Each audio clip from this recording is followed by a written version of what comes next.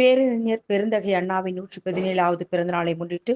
கோவை மாநகர மாவட்ட செயலாளரும் வடக்கு சட்டமன்ற உறுப்பினருமான அம்மன் கே அர்ஜுனன் தலைமையில் ஆயிரக்கணக்கான தொண்டர்கள் ஊர்வலமாக சென்று அவிநாசி சாலையில் உள்ள பேரறிஞர் அண்ணாவின் திருவுருவ சிலைக்கு மாலை அணிவித்து உறுதிமொழி ஏற்றுக் கொண்டனர்.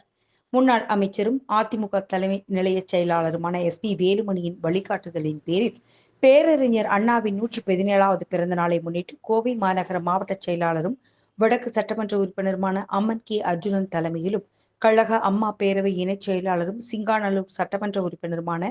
KR ஜெயராமன் முன்னிலையில் கோவை அதிமுக தலைமை அலுவலகமான இதய தெய்வம் மாளிகையில் இருந்து ஆயிரக்கணக்கான தொண்டர்கள் ஊர்வலமாக சென்று அவிநாசி சாலையில் உள்ள பேரறிஞர் அண்ணாவின் திருவுருவ சிலைக்கு மாலை அணிவித்து மரியாதை செய்தனர்.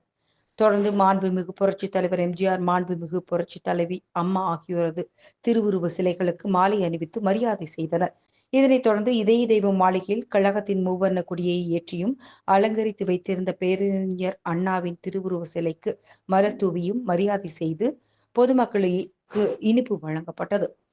இந்த விழாவில் முன்னாள் அமைச்சர் சேமா வேலுச்சாமி, கழக சிறுபான்மை பிரிவு இணைச் செயலாளர் CTC ஜப்பார், கழக செய்தி தொடர்பாளர் மகேஸ்வரி, கழக இலக்கிய அணி மாநில துணைச் செயலாளர் புரட்சி தம்பி, அதிமுக மாமன்ற குழு தலைவர் R பிரபாகரன் மற்றும் கழக மாவட்ட நிர்வாகிகள், பகுதி கழக செயலாளர்கள், வார்டு செயலாளர்கள், கழக சார்பு அணி நிர்வாகிகள் என ஆயிரக்கணக்கானோர் கலந்து கொண்டனர்.